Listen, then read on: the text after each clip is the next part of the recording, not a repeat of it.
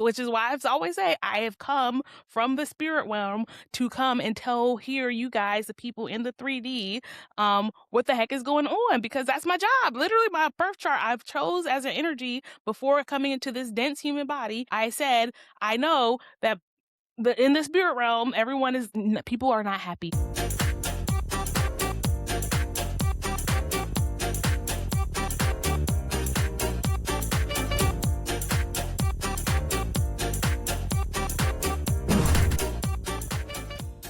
Hello, hello, hello. Welcome back to Bri Speaks podcast. I am your host, Bri Speaks, who created the 7 narcissistic social hierarchies of control.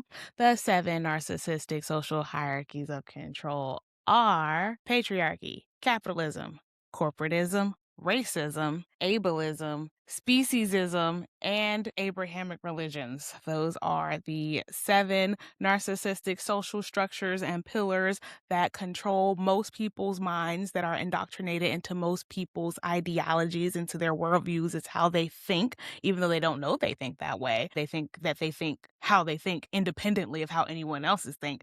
But in reality, they've been brainwashed. They've been programmed. They are under the narcissistic spell that is keeping their minds small and making the rest of us suffer because of their bull crap. And if you're new here, when I say narcissism, I'm not talking about narcissism, NPD, the narcissistic personality disorder that you find in the DSM Diagnostic Statistical Manual of like mental illnesses. That is like a small, tiny little microcosm of what I am speaking about, which is narcissism, the intelligence, narcissism, the program, narcissism, the framework, the pattern of behaviors that are all bundled together, that work together in lockstep, and take over governments and take over human minds and take over systems and take over businesses. And then those businesses, those people, those structures all start doing the same behavior, but just at a different level. So anyways, I'll tag a video to learn more about that.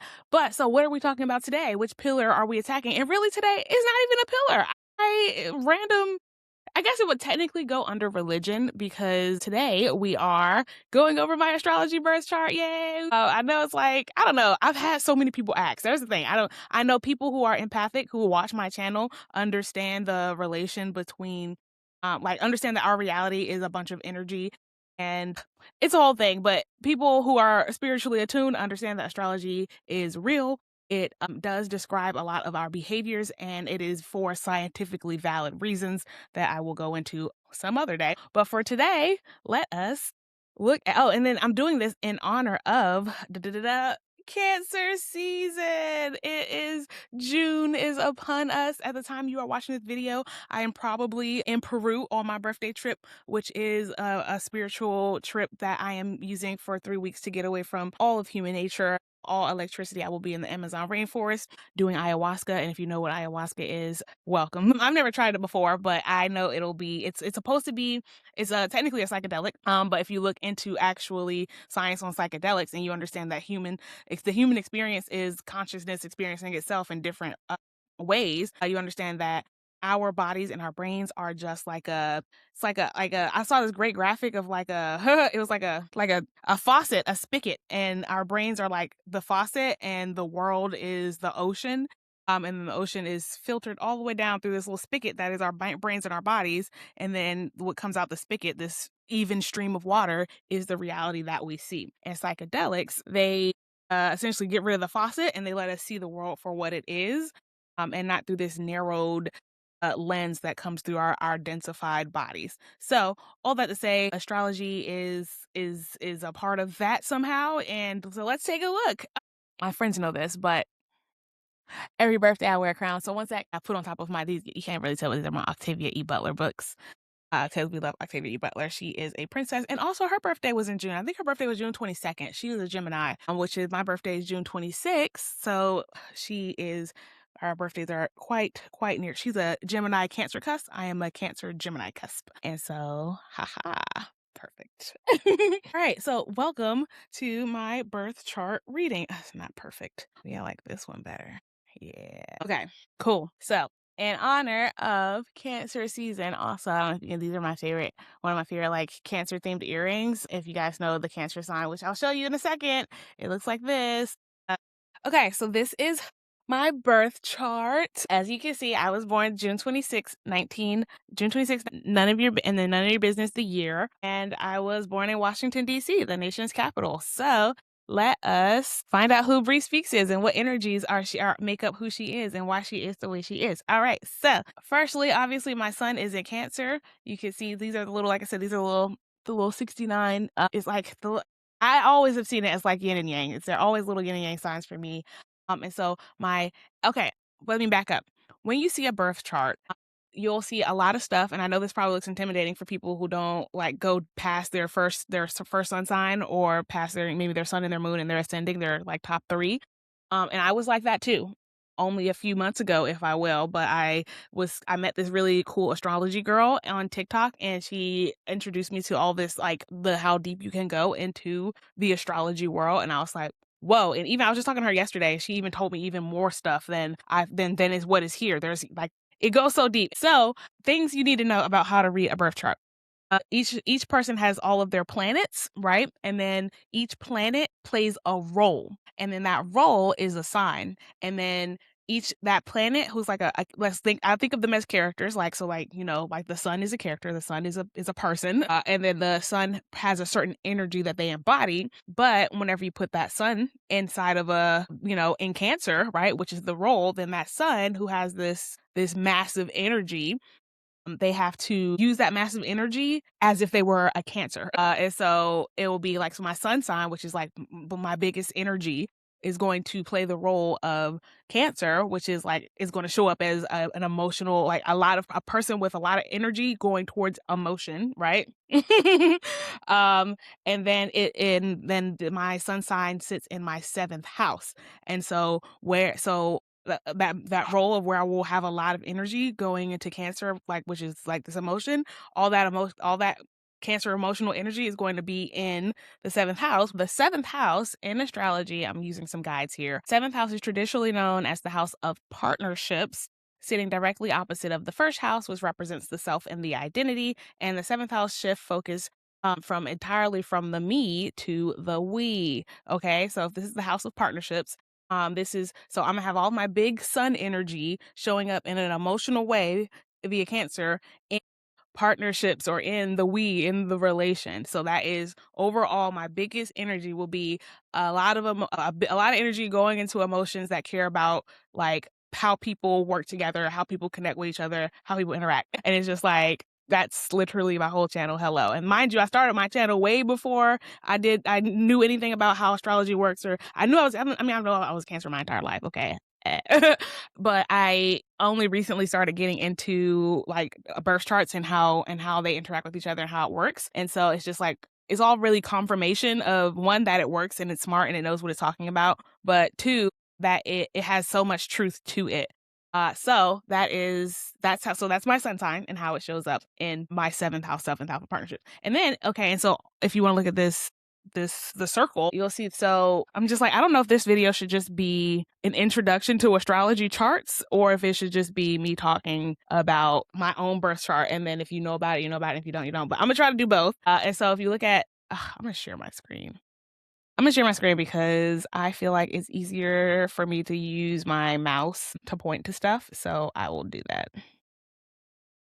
Google Chrome I just tried to open up, share my screen, and it said Google Chrome just asked me to share my video and audio with them. And I'm just like, why do I need to share my video and audio with you to record to share my screen and record my own video? I don't need to. That was weird. And I just saw this recent video on TikTok that was talking about data privacy, and basically was like, if they say share your cookies, say no. Share your data, say no. Like, just say no to everything, and don't put your information on the internet, because as soon as you type it in, even if you erase it and don't hit enter, they know what they boop, they got you. So that was just like, that was a weird thing. Like, why is Google asking me to record my videos? The country is weird. The country is weird. Okay, here's my birth chart. All right, so I know when people look at this, it's pretty intimidating, but it's not. So I'm using astroseek.com to look at my birth chart. And I know when people look at this, if you've never looked at a birth chart before, it probably looks, crazy and very intimidating. It definitely looked like that to me. But after learning about it and then like studying it for a few months, it's like, it's, because it's so logical.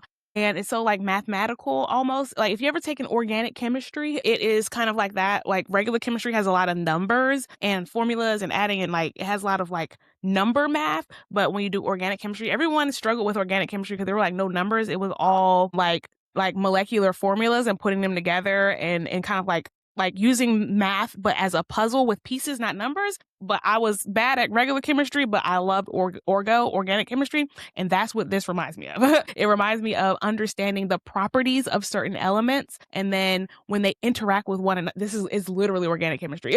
And then they interact with each other to make different molecules. And so, but it'll be the same, it'll literally, in organic chemistry, it's the same molecules, like a carbon atom. It can make like, we're carbon beings. We're made up of a lot of carbon. But each of those, like, because carbon has such a open, like, covalent bonds, it has like the bonds that I just don't know how much people know about chemistry. But long story short, is different elements, even if it's the same few elements, they will combine in a different way to make different, like, materials or different things, and those different things have different properties depending on how those same few elements got together and bonded with one another. And that is exactly how astrology works. And so I love astrology because I was good at organic chemistry, I think. Or just, like, my brain works better with, like, stuff like this. So when you're looking at a birth chart, you'll notice, I think a first thing you should notice is on the outside of this, like, kind of like clock is all of the signs. And how I remember the signs, if you haven't heard that song from Beyonce, she has a song, I think it's called Signs, and it goes, signs is Capricorn, Aquarius, Pisces, Aries, Taurus, Gemini, Cancer, Leo, Virgo, Libra, Scorpio, Sagittarius. I love all y'all. That's what Beyonce says. So if you ever need help remembering the signs, go listen to Signs by Beyonce. And then she was like, I was in love. Like, she has the song. It talks about the characteristics of the different signs, so that also helps you, like, remember who these people are and what they are and what they do. So that's just, like, a musical aid if you want it. And so where was I? Yeah. So that's how you can remember the order of them, and that order that I just sang it in is the order that they come in. So Capricorn is the first zodiac in January, Aquarius usually end of January going into February, Pisces end of February going in most of March, end of March going into April, end of April going into March, April, May, and so et cetera, and then most of June is Gemini going into most of July is Cancer. But I'm an early Cancer. I'm a June Cancer. And so something you'll know is if you are born earlier in the zodiac, so I'm like, Cancer ends, I think, I want to say the 22nd is when most of these end, on the 22nd of the month, and then it'll start the next zodiac. And so the 22nd ends in Gemini and then goes into Cancer. But because I was born on the 26th, I am a Cancer, but I will have some Gemini tendencies because I am, like, I was born under a transitional energy, because that beginning is a transitional energy. If you're born in the middle of the Cancer season, you're going to be, like, very Cancery. And then if you're born at the end of Cancer, you'll be an emotional person, but you'll be a little bit more fiery. You'll have a little Leo energy to you. So since I was born at the beginning of June, I have a lot of Gemini energy. And now, while I embody a lot of Gemini energy, it is just I don't want to call it a coincidence, because nothing in the world is coincidence. But it's just it just so happens that also for me, not only was I born in the beginning of June, which caused me to embody a lot of Gemini energy, I also have this big fat Gemini stellium in my 7th house right here. So you can see this has the seven right here. So each of the houses are also in the middle of this circle. You see my first house, second house, third house, fourth house, fifth house, sixth house, seventh house, eighth house, ninth house, MC, which I don't. In my mind, it means main character, but I'll tell you about it later. 10th house, 11th house, 12th house. So you got 12 houses. And so an stellium is it's when you have 3 or more somethings in a same place. So you can have, I have a Gemini stellium in my 7th house, but you can also have there are other stelliums that were, I don't know how to explain the other ones, 4 Geminis signs out of, like, you can have, out of all of the 12 houses, you can have 1 sign in each house, but that's not very common. It's usually you'll have at least 2, like, everyone will have, not everyone, but it is very normal for people to have 2 houses, 2 things in one house, with 2 signs in one house, which will mean that they'll be missing a sign out of another house. That means that I have an empty 3rd house, right? Which is funny because the Gemini rules the third house. And so while I don't have any signs in Gemini in my third house, which is, ruled by Gemini, all of my Gemini is in my second house. And so a lot of people will see that there's nothing in the third house, and they'll say like, oh, and your third house is your house of like it's ruled by Gemini, so the signs represent something, and the houses, and each of the signs has a corresponding house that represents the same thing, and then they have a corresponding planet that represents essentially the same thing. So you have the same energy, but it can fall into a planet, it can fall into a house, or it can fall into a sign. But each of them will exhibit the same behaviors. So, for instance, Gemini, the sign of like intellect and communication and social, right? And so since Gemini rules the third house is the house of intellect, communication, and social. And then it rules like the planet Mercury is ruled by Gemini, / Gemini rules Mercury. So the planet Mercury is the planet of intellect, communication, and social. So each of them have the same characteristics, but they'll show up in different ways. So the fact that all of my moon, which is, so your moon is your planet, remember your planet is the person. And so the planet, the moon is also ruled by Cancer. Cancer rules the moon. So Cancer and the moon will have the same characteristics. So the moon, if we just heard, Cancer is like embodies emotion. And so the moon is the planet that rules emotion. And so your moon, like your person, again, your moon is this person, this character, and their natural energy as the moon, as the person, the moon is a emotional being. It is a being of emotion. And so if I am a being of emotion, but I am now putting on my Gemini hat, I have put on the role of Gemini because my moon is in Gemini. So my emotions will show up through the role of I will express my emotions through intelligence, through an intellectual way, through communication, through a social way. Which is this channel. Everyone asks me, like, when you talk to a person who communicates their feelings very, very well, there is a high chance that their moon is in Gemini. That's because that's just like your feelings are communicated through like a filter of intelligence, a filter of being a good communicative person. Versus, let's say my moon was in like Leo, right? My emotions will show up in a very prideful way. It'll show up in a very like fiery way. It'll show up in a very like bold way, but in a like bursty way. But it won't necessarily show up. If my moon was in, I don't know, what's a softer zodiac? Virgo. Virgo's not soft. Virgo is not soft. Virgo's an earth sign. None of the earth signs are soft. They're earth. But Virgo represents like service, represents the maiden. And so if my feelings showed up through Virgo, they would show up in they're very detail oriented as well. So my feelings would show up very detailed and service oriented. So like if I was sad, I might go help someone and that will make me feel better. Or like I would like, if I'm like angry, I might like go clean up. Like it's just like I will if my moon was in Virgo, I would show up.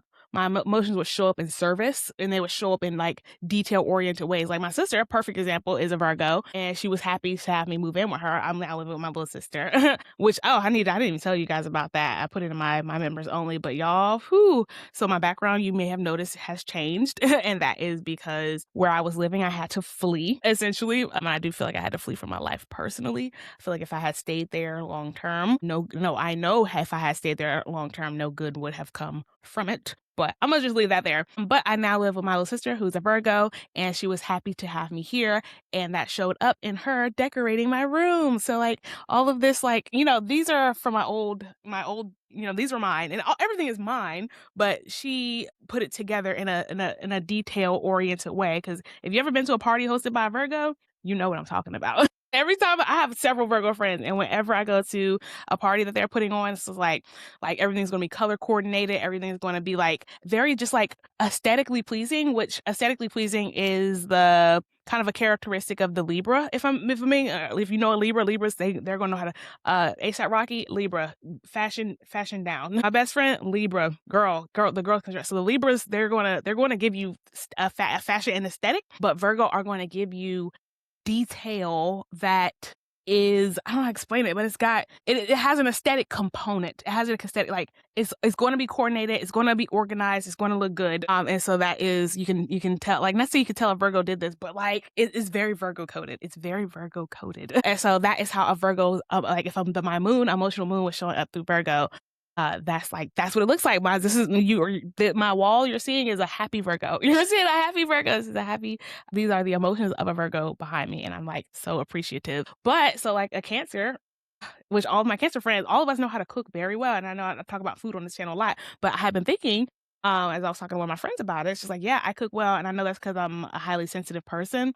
And that includes my taste buds. And so my food is immaculate because I can taste it down to needing just like one literal grain of salt. I can taste if it needs one grain of salt to make it perfect.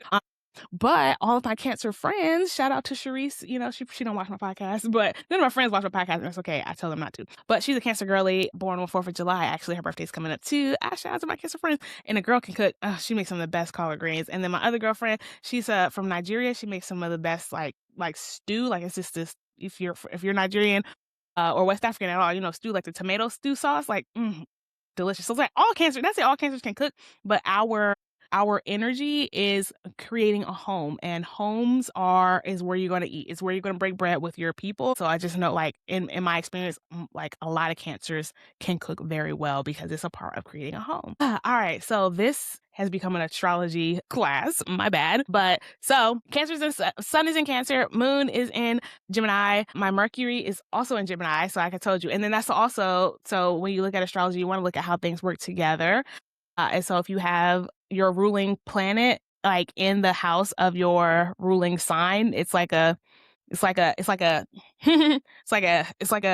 boost. It's like an XP. It doesn't magnify. It magnifies those features like at an exponential rate, not like your Mercury, which is ruled by Gemini, is in Gemini. And so you're like, oh, a little extra Gemini-y. Like, no, if your Mercury, which is ruled by Gemini, is in Gemini, like, which is mine, you're going to have a person who has a lot of extra communicative powers, a lot of extra social power. They're going to be really social. They're going to be really communicative. They're going to probably be really intelligent because that's where our intellect lives in Mercury in Gemini. Now, if you were to imagine my Mercury was in Gemini and then it was also in my 3rd house, that's a crazy combination. I actually really don't see that too often where you get like all 3 in the same spot. It happens, but when it happens, it's like, woo, you get a craziness.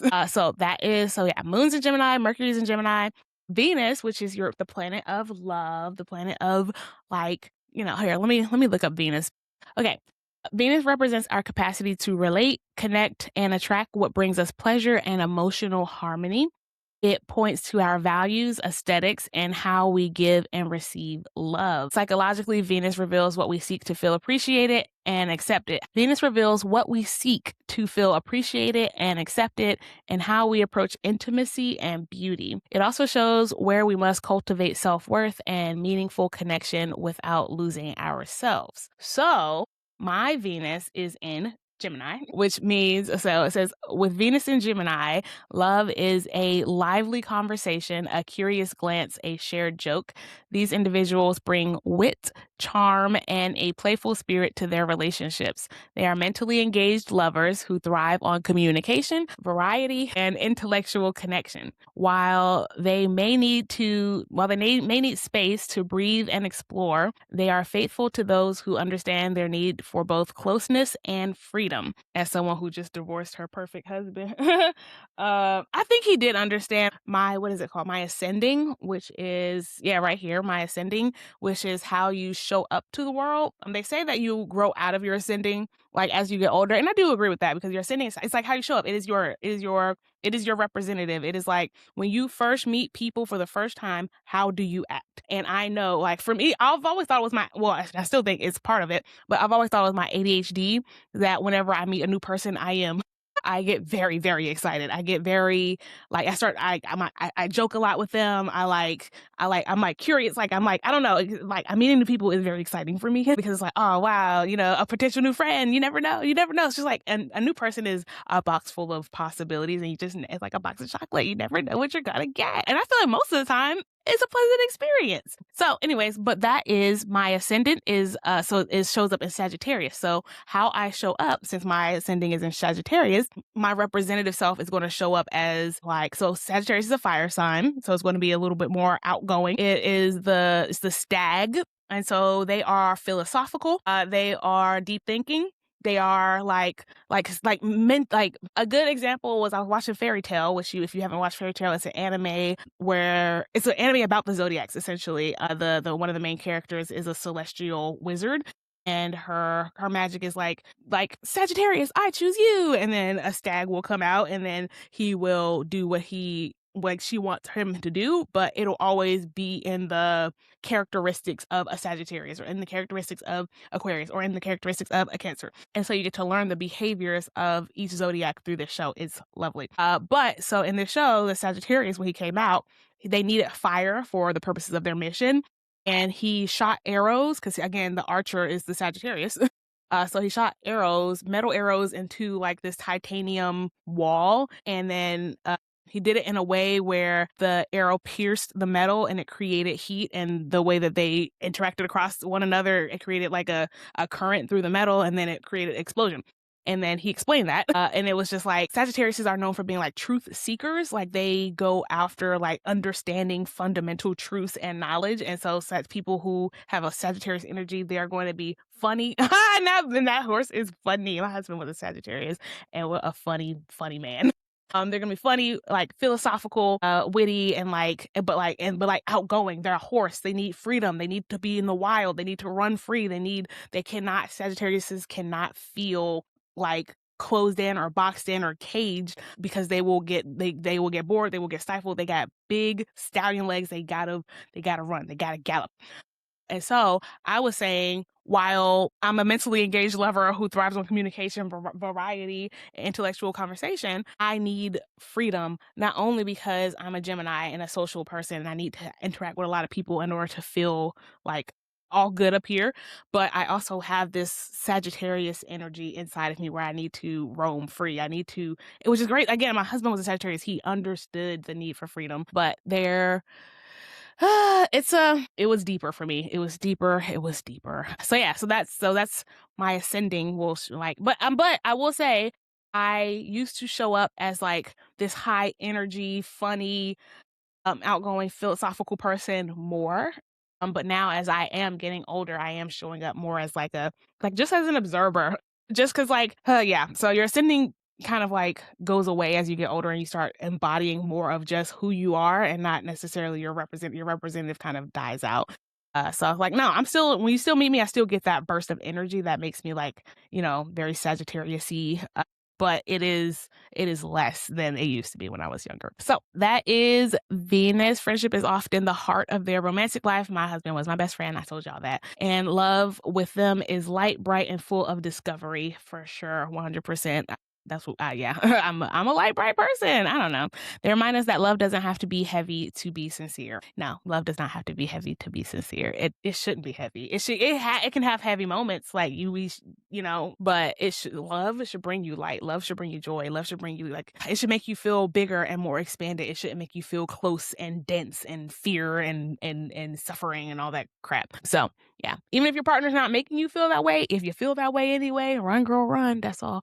All right, so let's keep going here. My Mars, which is your planet of, it's like this is your war planet, your anger planet, your planet of how you handle conflict when conflict arises, and that conflict of like how will I handle conflict energy will show up through Virgo for me. Which I was just like, ew, why? That's why I'm like that? Gross. So yeah. And so I told you all earlier, Virgo is the maiden, the detail oriented, the aesthetic. And so whenever I do, and I'm like, ew, gross. Whenever I do face conflict, I am I try to figure out it's like trying to be of service. Like, how can we fix this? How can we fix this? How can I make you happy? How can I make you feel better?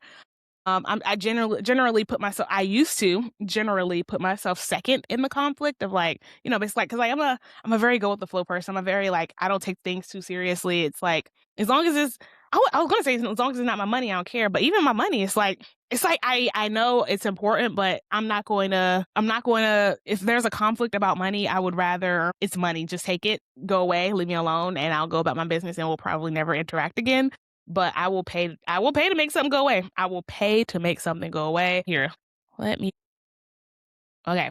So Mars symbolizes our inner fire, our assertiveness, drive, and the way we pursue what we want. It reflects our instincts for action, courage, and how we deal with challenge or desire. Psychologically, Mars speaks to how we assert boundaries, handle frustration, and channel our energy into meaningful pursuits.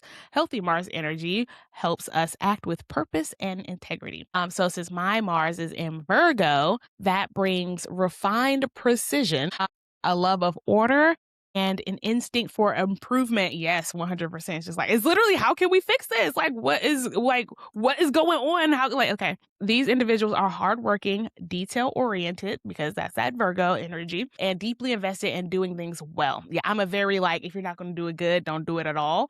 But I'm also do the best that you can, and as long as it was your best, that is good enough. So it's just don't half-ass it. If you're gonna do something, do your best. If you're not gonna do your best, don't do it at all. That's where I'm at. So their drive is often expressed through service, routine, and problem solving. I love problem solving and I love service, and it's routine. I do love routine, even though I'm bad at it sometimes. But I have a routine. Like the routines that I fall into myself, not the ones that I'm trying to push on myself. They work for me. Whenever I do my podcast, I'll call it a ritual, because routine in my mind is something you do every single day. But a ritual is something you do when you're about to do a specific thing. And so when I'm about to record, I have a ritual of doing my makeup, watching a YouTube video to calm me. Maybe I'll do a sage to clear my space to make sure, I get downloads from the universe very easily and clearly. And then I talk. So I have a ritual of things that I go through before I start this podcast. So I do love routines. I love the ones that I make up and that work for me. And they tend to approach challenges methodically. Yeah. If I have a conflict, I'm going to look at it. I'm going to scale out, look at a big picture, break it down to its fundamental root problems, which is how I've thought through everything in this entire world. Literally, yes, I've channeled all of my Mars, my anger at the world, the anger at narcissism, the anger at why this world is the way that it is, and I've broken it down into its smallest parts, and I've looked at it and I've figured out what is going on so that we can attack it and problem solve. And that is me being of service to the universe, to the collective consciousness. How can we get rid of all of this suffering by figuring out why the suffering is happening, which I figured out for you? The answer is narcissism. And then figuring out how to solve that problem. And y'all don't want to know how I would solve it. And so we have to look at new solutions that are not Bri's solutions, because Bri's solutions, they get to the root. They get all the way to the root and the core of the issue. And some people might not like that. So yeah, they tend to approach challenges methodically. Sometimes they may overextend themselves in pursuit of perfection. I used to do that, not so much anymore. So learning to value progress over flawlessness is key. I literally, I have a list of affirmations, and one of my affirmations quite literally is progress over perfection, and don't let perfection be the enemy of done. Those are my two, I put those together, whenever I need to get started, but I feel like I can't get started unless I have everything perfect. I literally will tell myself, don't let perfect stand in the way of progress. And so I'm just okay, don't gotta be perfect. Let me just get started. And then once I'm started and I'm working on it, and I just feel like I get so lost in the details, so lost in the weeds, I'll pull out and say, not to say F those details, but I'll literally tell myself, do not let perfect be the enemy of done. As long as it's done, even if it's not what I want it to be perfect, let it be done. And I know that's kind of contradictory to what I just said of if you're not going to do it well, don't do it at all. But again, I transmuted that in my mind to do your best. And if my best is, even if it's not doing every single detail in the whole wide world, if I know me trying to get every single detail in the whole wide world will mean I probably will never get this done, that's not my best. My best is not incomplete. My best is complete. So what is the best I can do while making sure I get it done?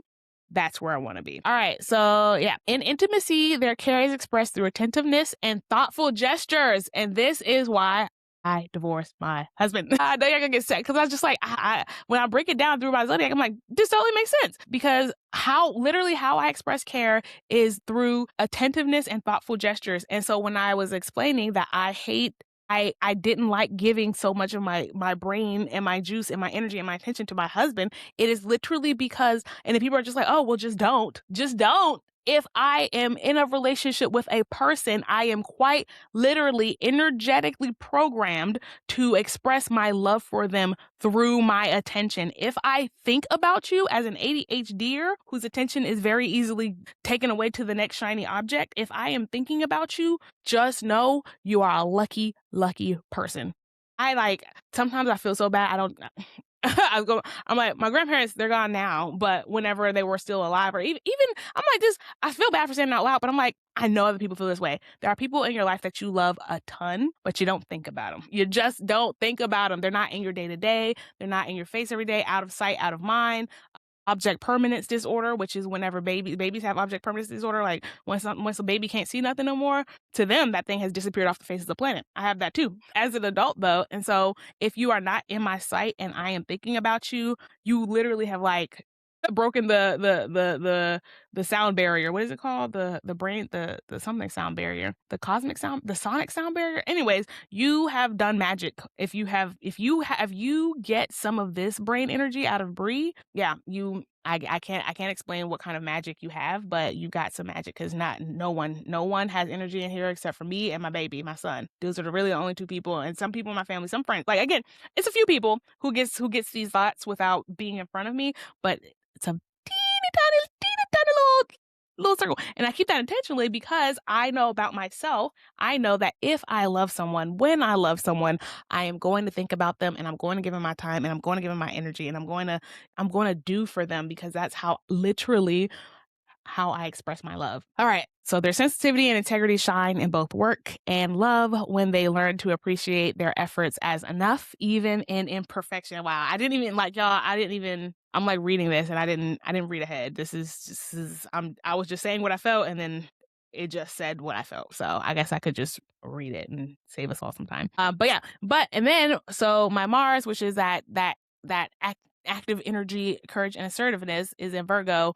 And so it's going to be detail oriented and service oriented, and that is going to be dedicated. It's going to be that energy, all of that assertive detail energy is going to be in the ninth house, which the ninth house. And so the ninth house is traditionally ruled by the zodiac sign Sagittarius, and the planet who rules Sagittarius is Jupiter. And so because the ninth house is going to be the house of philosophy. Because remember I told you Sagittarius they're philosophical, they're adventurous, they're outgoing, they are like I don't want to say attentive to detail because that's Virgo, but like they are attentive, like their philosophical comes to mind, but it's like they dig into the truth of what is.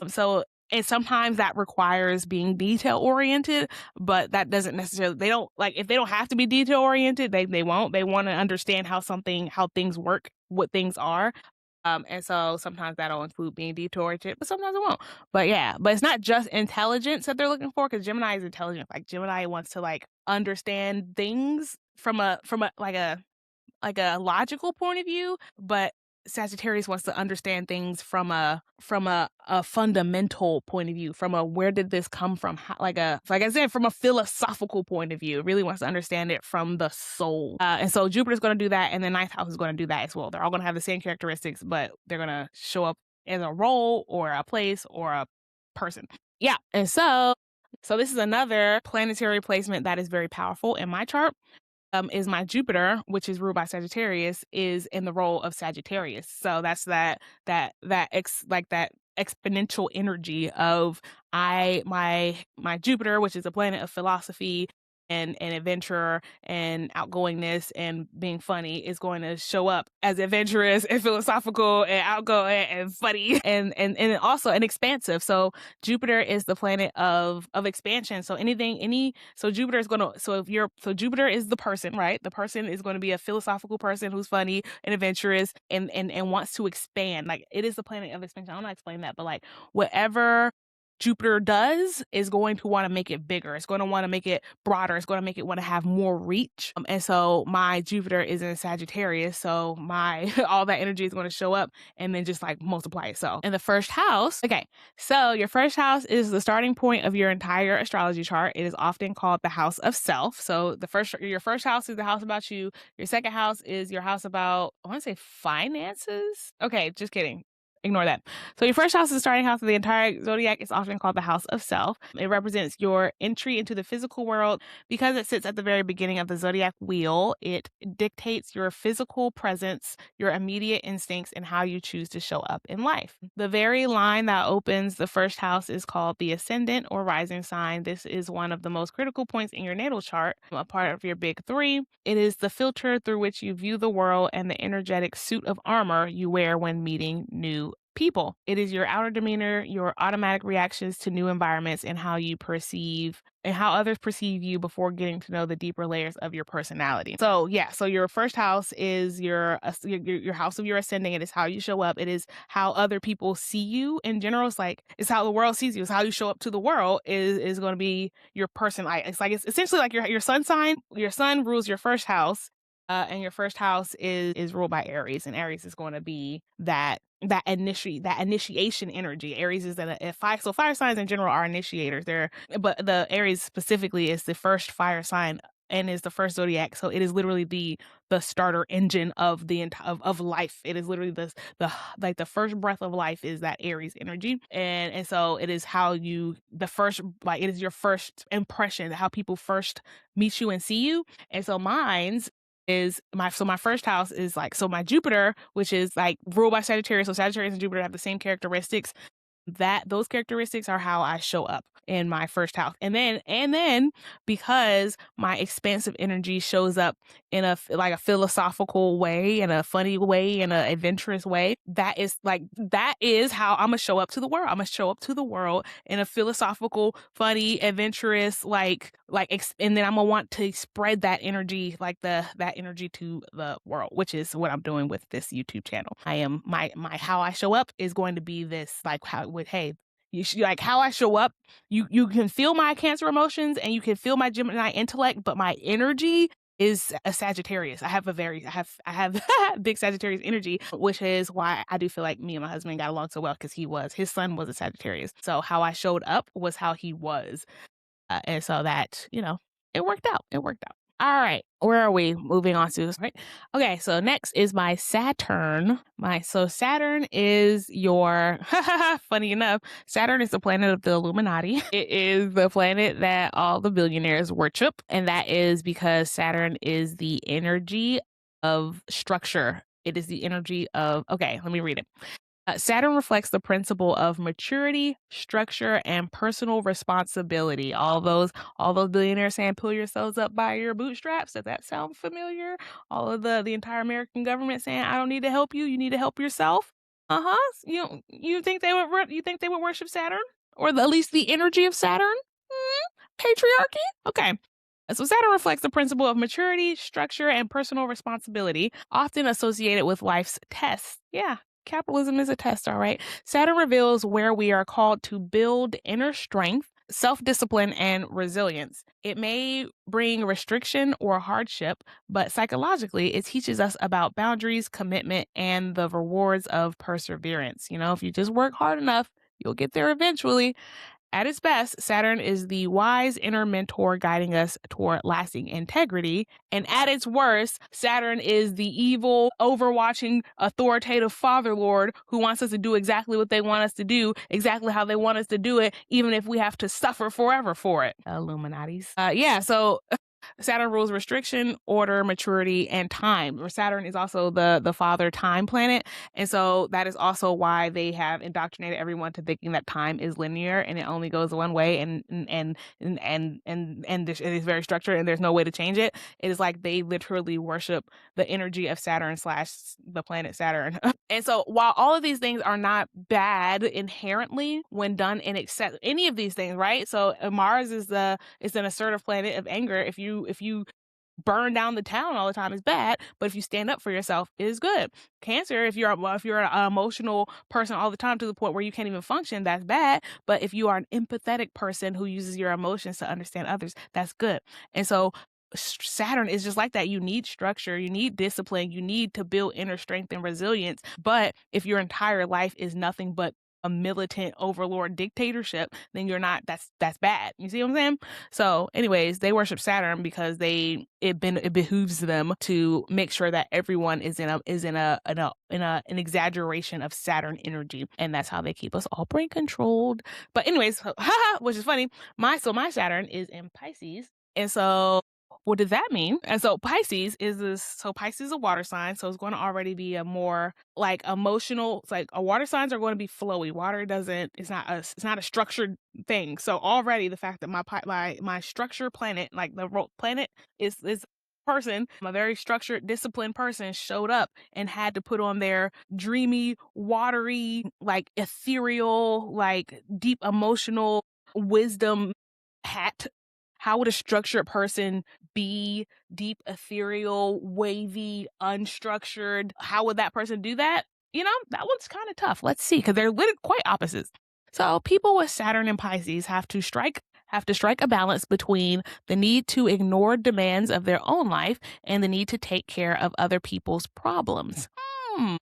In order to find the golden middle between these extremes, sooner or later, they will have to find a way to call the wisdom of the ancient soul within themselves.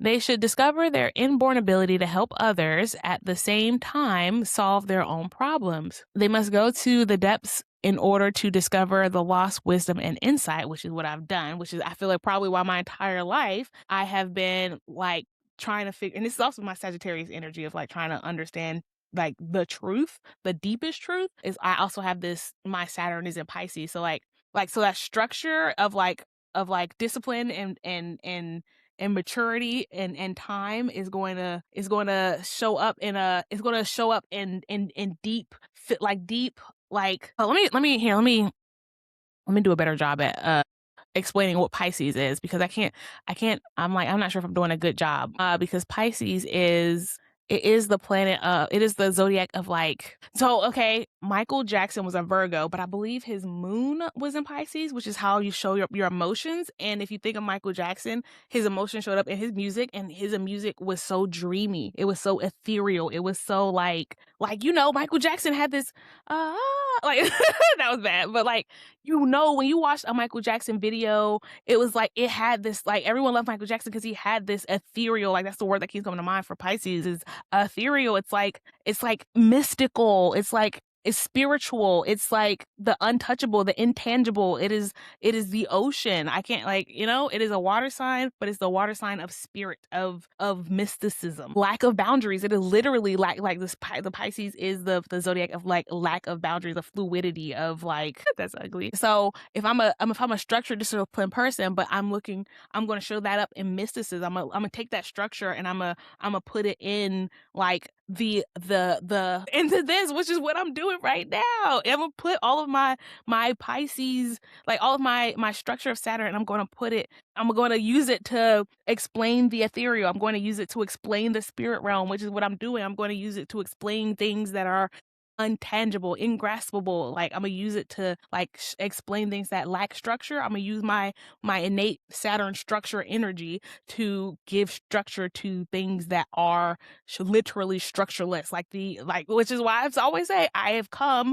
from the spirit realm to come and tell you guys, the people in the 3D, what the heck is going on, because that's my job. Literally, my birth chart I've chose as an energy before coming into this dense human body. I said I know that in the spirit realm, people are not happy because one, all of us are still connected to the spirit realm. I told you our nervous system is the gateway between our physical selves and our spiritual selves. And if your nervous system is always dysregulated, which is what the American government makes it by keeping you in debt, keeping you sad, keeping you fat, keeping you unable to walk around, keeping you not able to have breaks, keeping you unrested, keeping you unhydrated, all that stuff keeps you dysregulated. And so you cannot connect to the spirit realm. You cannot connect to your ethereal Pisces energy. But yeah.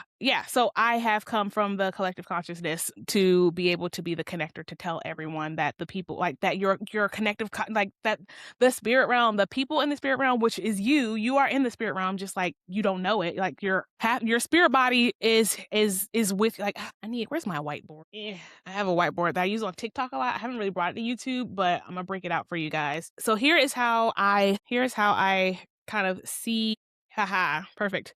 Here's how I see our worlds. So this is your nervous system, right? This is like, literally your spinal cord has 33 spinal cords. So here's your spine. And so, and your spinal cord is also it's a part of your nervous system. It is the part of your nervous system that takes signals from your brain and distributes them through your body. That's why if you get a spinal cord injury, your C spine is your cervical spine. If you get hurt from the neck down, you'll be paralyzed. You'll be a quadriplegic. All 4 of your limbs will be paralyzed. But if you get a spinal injury in your L spine, your lumbar spine, or maybe one of your T spines, your thoracic spine, you will only be paralyzed from the waist down or from whatever that spinal cord injury happened and then down, because your spine, it sends nervous systems all down your body. So that is how your nervous system connects your body and your physical, like your emotional experiences. But your emotions are energy, and that spirit world is energy. It's not, people think of it as like just like this made up place that doesn't really exist. I don't know how people think of the spirit realm, or like the different dimensions, or whatever you want to call it. I call it the spirit realm just because like that's just easy for me. But yeah, so each of us has a front facing body, which is like we'll just call this our physical body, and then this is our spirit body. Okay, so this is literally how I see the world. And mind you, again, as someone who has a lot of Gemini in her chart, I look at literally everything in my life in the world from at least 2 perspectives. Like the way I navigate the world is whenever I come into any person or situation or thought, or I read anything, honestly, anything at all, I look at it from at least 2 perspectives. And so that plus my learning and knowledge of the spirit world and everything, is I've come to I see the world now as 2 polarities. And this is what it looks like. This is what it looks like to have like when you have an electron, like what I was telling you all, when you have an electron, it'll have like a nucleus, not an electron, but when you have any element on like the table of elements, it'll have a nucleus, which has its protons, and then it'll have an electron cloud that has an equal amount of electrons that orbit around the proton, and it has a gravitational pull that keeps the electrons orbiting that nucleus. And then those electrons will connect with other elements, right? If I had another element over here that had its own things happening, and then they would link up to make a full element, and then the element will look like this. And this is like 1 element, 2 elements, and they came together to make a full element. And so so this is how I see the world. The physical plane is here, and then the spiritual plane is here. And then I will leave these here because these are other dimensions that we'll not talk about right now. But as you walk around the world, this is like your physical self, which is our physical body, which you can see right here, me and you looking. But through our nervous system, each of us also has a spirit body, okay? And then, since we're here on the theme of zodiacs, our spirit body has the energy that is like the opposite pole of our physical body. So my physical body is a Cancer. So I'm a sweet, my physical body is a sweet, nurturing, emotionally empathetic person here in the physical world. But my polarity is the Capricorn, which is an earth sign, the opposite of water, which is earth, which is, it is the opposite, but so water and earth are mother signs. They're feminine signs. And so it is the opposite feminine sign, but fire and air are both masculine signs. So I just don't want people to think like your opposite body is like, it's a different opposite. Like, you have your watery feminine, and then you have the earth feminine, like Mother Earth, and then, Mother, the ocean. And then you have like, Father Time, right? Is a masculine, is a structure. It's like not masculine and male, but masculine as in like a battery has a positive side and a negative side. Neither one is a girl or a boy, but the positive side is technically the masculine side, and the negative side is the feminine side. The negative is the within. It is the before. It is the void. It is the without before the within. Like, does that make sense? So we all have our polarity. So what we can see is our positive side of our battery, and the part we cannot see is the negative side of our battery, which is our spirit side. And our spirit side is the opposite of our zodiac. So my spirit side is a Capricorn, and so in the spirit realm, which is just the part that we cannot see, I'm a much more like down to earth person. I'm a much more like sturdy, and like I said right here, I'm a go with the flow person in the physical realm. In the spiritual realm, no, I'm a very stubborn. I'm a very like grounded. I'm a very like not as nice, not nearly as I'm very nice out here in the physical 3D. Hello. But in the spirit realm, I'm much more no nonsense, much more but again, it's still a maternal energy. I still have a maternal energy in my spirit world self, but it is a much more grounded, earthly spirit energy. But let's say if I were my sister, who is a Virgo, so she's an earth sign in the physical realm, but then in the spirit realm, her opposite sign is it's a water sign. Is it a Pisces or a Scorpio? It's got to be a Pisces. Got to be a Pisces. Yeah, certainly a Pisces. And so my sister she's a Virgo in the earth realm. And she's very grounded, very she got a lot of Aquarius too. So she's very candid, very, very matter of fact, kind of I wouldn't call her a bitch, but she is. Some people could call her a bitch. I wouldn't, but someone in the world would call my sister a bitch. Versus her spirit self is a Pisces, very ethereal, that very dreamy, that very lack of boundaries, very intangible, very spiritual, very whimsical. A lot more whimsical in the spirit realm, whereas she's very, very grounded in the. So that is how I see the world. Everyone needs to get in touch with their spirit body, and I forgot why I was going over this, but now you know. All right, cool. So my Saturn structure is wearing the hat of Pisces, ethereal, water, dreamy, mystic. And so I'm going to put structure to mystical things. And then I'm gonna concentrate that energy in the fourth house. And so your fourth house is the house of home and family, ruled by the moon and Cancer. So if we know moon and Cancer are emotions, so the house is going to be the whole house of home and emotions. And so it also deals with your private self. So your home, your private self, and the side that comes out only when you're in your house, when the doors are closed and no one's looking, but your closest people and the people that you know. How do you show up? How does your home show up? So the themes of the fourth house are home and sanctuary, your living space, your domestic life, the environment that you require to feel safe and secure and comfortable, family and roots. So your ancestry, your lineage, your family traditions, and your upbringing heavily reflects the psychological foundation laid by your early childhood environment. This house also represents the mother or the primary nurturing parent. And then a lot of us as modern astrologers look at it through broadly as the parent who had the greatest impact on your private or emotional world.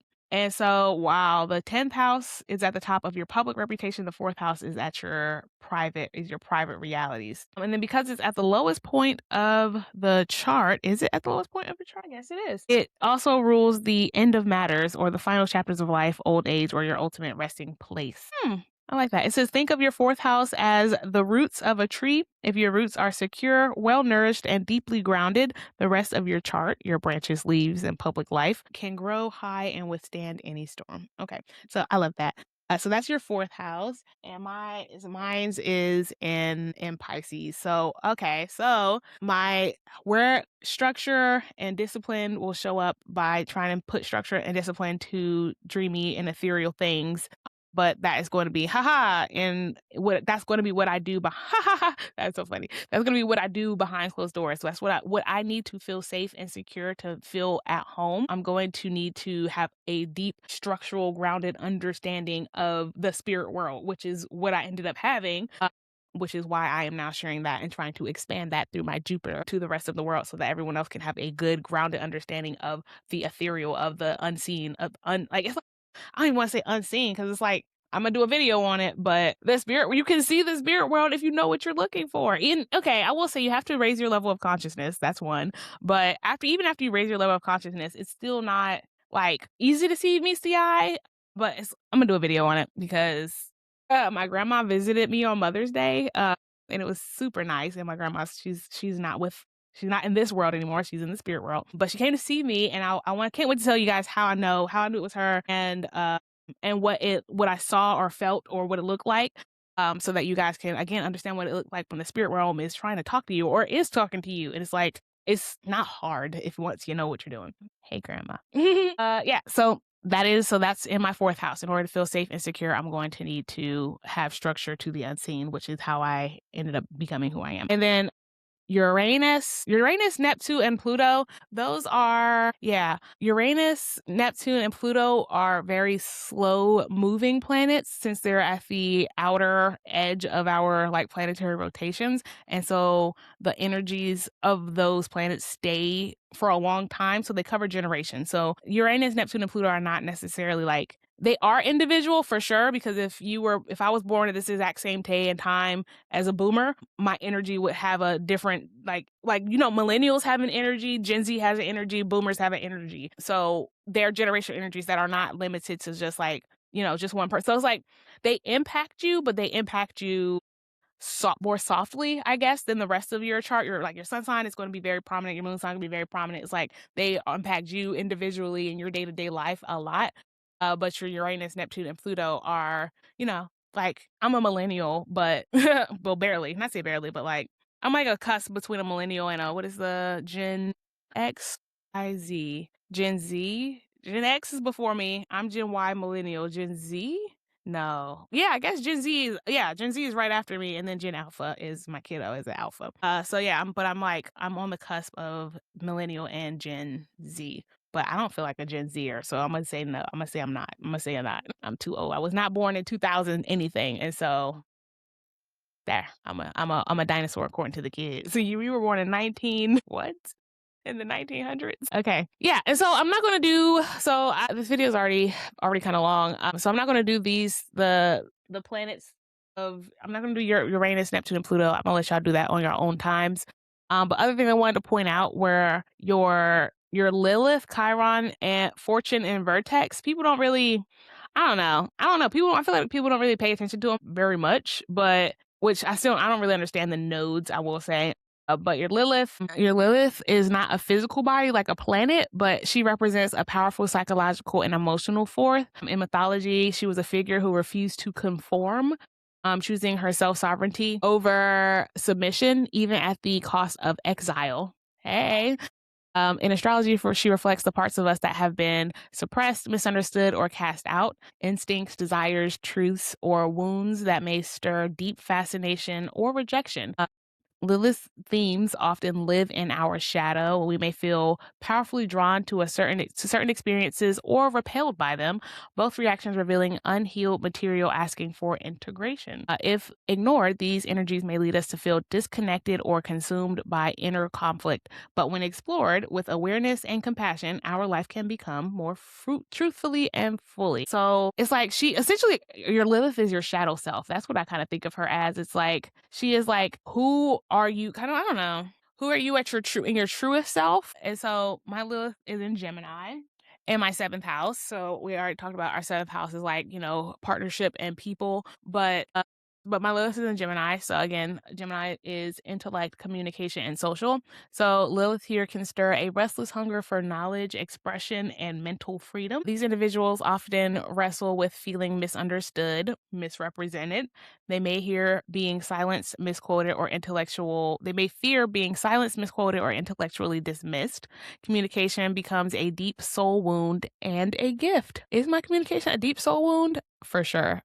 Again, this is YouTube and it works well for podcasting, but me showing up like this in my everyday to day life, telling people about reading people for who they are, being able to use my hypersensitivity to actually, like I said in another episode, that there was this this study where they interviewed a bunch of men who were locked up for unaliving women and torturing and raping them. And they asked them, how did you pick out your victims? And they showed them videos and they said, who would you pick out? And all of the predators in different rooms and different times all picked out the same people. And they said they could see that these people were prime targets because of how they walked. Their head was down. They weren't making eye contact. They try to make themselves shrink and be small. And so they did all these things, and as someone who knows victims of abuse, you try to make yourself shrink and you try to make yourself small so you won't be noticed, and you don't want to be noticed because you know that being noticed causes you pain. I mean, someone's going to hurt you, someone's going to take advantage of you, so you try to make yourself small so you won't be noticed.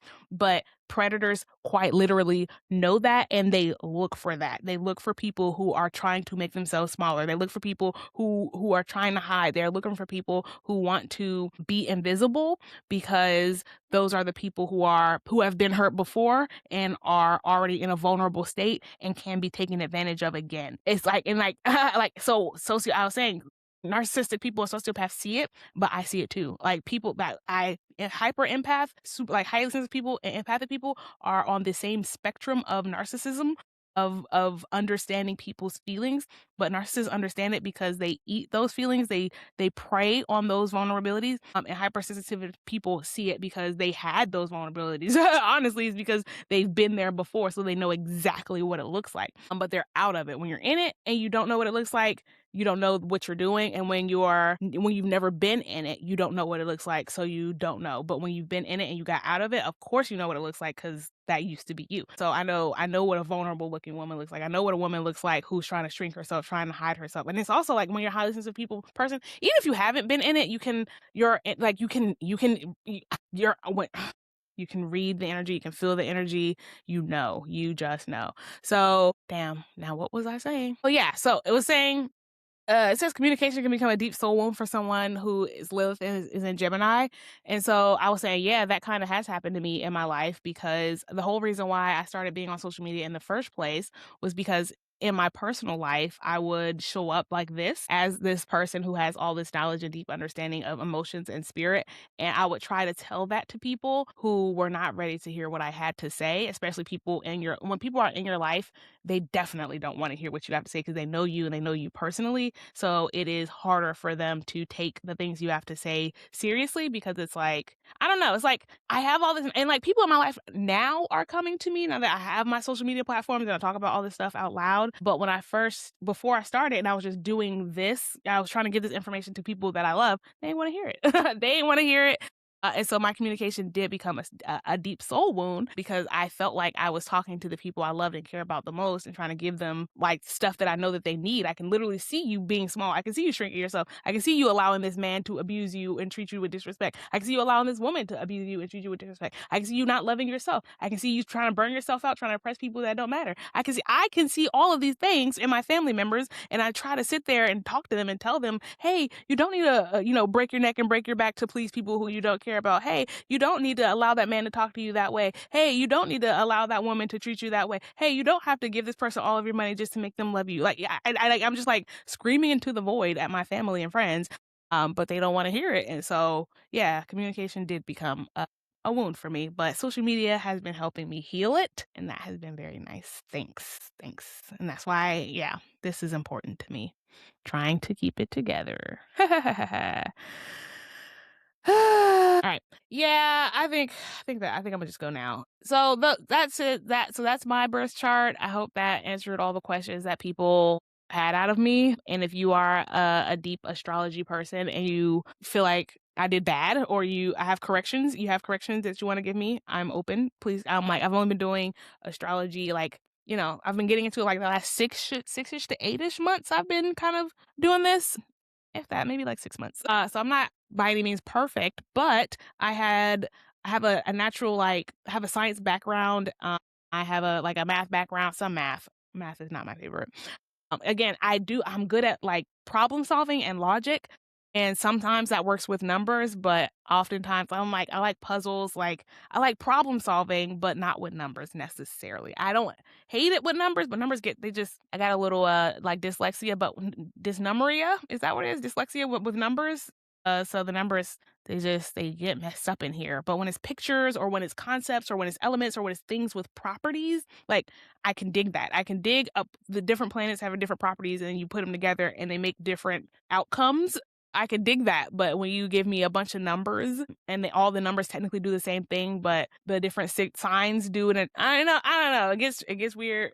Numbers are weird. I love numbers and I get them, but when you get too many of them at a high level, it gets confusing. But when you put things at a high level, I can dig it. So anyway, I have a natural, I feel like, inclination toward this. I think I'm a little bit better than average for someone who has been doing this for, less than 6 months. But I have a ways to go, is what I'm saying. I have a ways to go. I can't wait to get better at it. And I like it. And so one day, hey, if you think I did good and you want me to read your birth chart, I don't know, email me at brispeakspodcast@gmail.com and we can set something up, I'm happy to set up an appointment and go through your birth chart with you and talk to you about it and how you feel about it and see what that means for you and how that shows up for you if people are interested. All right. Thanks for coming and listening. If you made it this far, please either drop an inverted triangle in the chat to represent anti-hierarchy, anti-hierarchical change, or you could drop a happy birthday, Bri, in the chat. Woo! If you just want to say happy birthday to your Cancerian friend, your Cancerian friend Bri. So yeah, I'll see you guys after I get back home from Peru, and I will tell you all about my ayahuasca journey. And if I come back as a changed person who, I don't know. I just feel like I'm going to be able to fly. And while I do have good contact with the spirit world, again, psychedelics literally like breaks the barrier of between the spirit world and the physical world. And so I know for a fact once I go on this journey, I will come back as an even stronger spiritual being. And y'all are going to hate me. Y'all are going to be sick of Bri, because Bri, I'm coming back and I'm coming. It will give me direct access to source. And once I get direct access, which we all have direct access, and I have good access now, but I know it can be better and I know it can be stronger. And so once I open those doors, ain't no turning back. Ain't no turning back. So yeah, please stick around and on this journey, and you'll be able to figure out how it went and what happened, and what I learned and what I saw and what I experienced. And I can't wait to share it with you guys, because so a part of this zodiac stuff, you can also look up your sun return, which is essentially like your birthday, like how your year is going to be from one birthday to the next, like it's like your birth chart, but for that year and for your birthday. And I look mine's up, and your vertex, which is a part of the vertex, represents like a point, something in your life is going to, it's a vertex. It's like, like at the corner of a V, it's like it's a point of change. It's a point in change in direction. And so on your solar return chart, if you travel for your birthday, sometimes it'll change it'll change your vertex, it'll change the trajectory, it'll change different things in your chart. But for me personally, when I was looking at my solar return chart, it literally was like, if I put it in, it's like if I didn't travel this year, what would happen, what would my year look like? And then if I did travel, and my vertex changed. And I thought that was very interesting. So it's like, if I don't go to Peru, my life would do one direction. But if I go to Peru, there will be a change in direction of what happens in my life. And I was just like, interesting. Very interesting indeed. So I'm going to Peru to change my life, and I'll see what happens. All right. I love you guys. If you enjoyed today's episode and you want to give me a donation to support my studies in astrology and my journeys to the spirit realm, please do donate at Bri Speaks 2 on Cash App. And yeah, and thank you to the new members in my members only. Welcome to yes, I wanted to say welcome to Kayla Bingus. Bingus. Welcome to members only. Auntie C. Oh, which we love Auntie C. Auntie C is another content creator here on YouTube. And she's from Ghana, and we tried to meet up in Ghana because we were both in Ghana at the same time. But turns out Ghana is like, a whole country. And it was like, essentially, she was in, if you're familiar with the United States, I was in like Florida and she was in New York. Essentially, it's like, but we were both in Ghana. And so we thought we would be able to meet up, but it was like, no. So I didn't have it. But thank you, RTC, for joining members only. And then the official YT Purge, which I believe you were a member before. I guess you unsubscribed and then resubscribed. So welcome back. Well, welcome back. Let us purge ourselves from the YT race. All right. Well, not purge. We have to heal them, allegedly. So anyways, thank you all for joining my members only. In there, you'll find a bunch of fun, crazy stuff about my life that I don't ever get a chance to share on my regular page.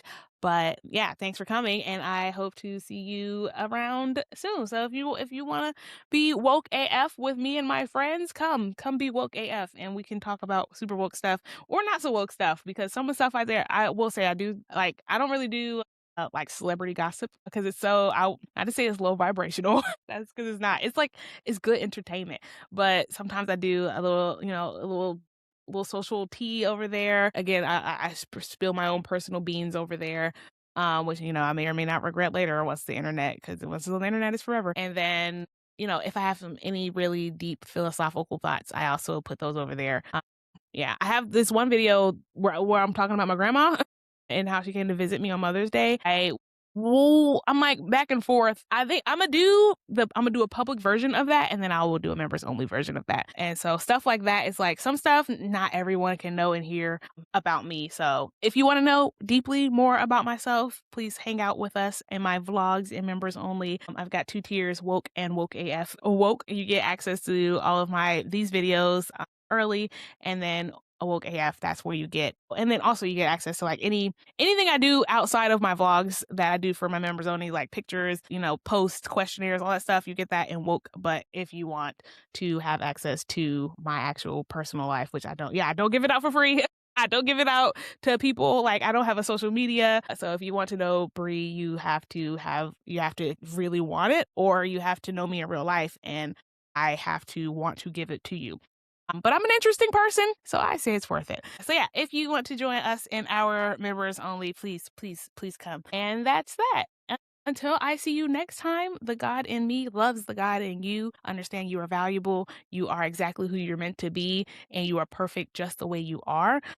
Unless you want to be someone else. And even then, once you are perfect the way you are now, and then you'll be perfect when you get to whoever you want to be at that time as well. So there's no one else in this world like you. So understand you are valuable, you are worthy, and you deserve to be here, and you deserve to have the life that you want. So that is all. I will see you next time. Thanks. Bye-bye.